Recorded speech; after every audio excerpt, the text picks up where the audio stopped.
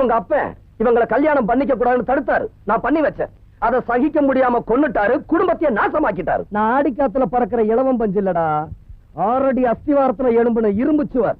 புயல் அடிச்சாலும் உதிராத பூ, அலை அடிச்சாலும் கவிழாத கட்டுமரம். நீ 1000 தான் பேசினாலும் எதையும் நிரூபிக்க முடியாது. காதலிக்கிறவங்களை சித்திரவதை செய்யறது உனக்கு ஒரு பொழுதுபோக்கு, அவங்களை அள வைக்கிறதுல உனக்கு ஒரு ஆனந்தம். ஆதாரம் இல்லாத குற்றச்சாட்டு. உன் சொந்த தங்கையோட வாழ்க்கை.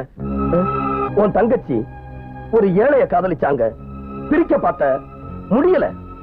கல்யாணம் நடந்துச்சு, ஆனா அவங்க சேர்ந்து வாழ முடியாம ரகசியமா அடைச்சு வச்சிருக்க, சித்திரவதை பண்ணிக்கிட்டு இருக்க. எங்க இருந்தோ வந்த அநாத பயணி. உனக்கு எப்படிதான் தெரியும்? பெத்தவங்களை பத்தி பிள்ளைக்கு தெரியாதா? அப்படின்னா உன்னை கொன்னு உன் நரம்புகளை எண்ணாம சிறைக்கம்பிகளை எண்ணிக்கிட்டு இருக்காங்களே உன் தங்கச்சி, அவங்க கணவனும்.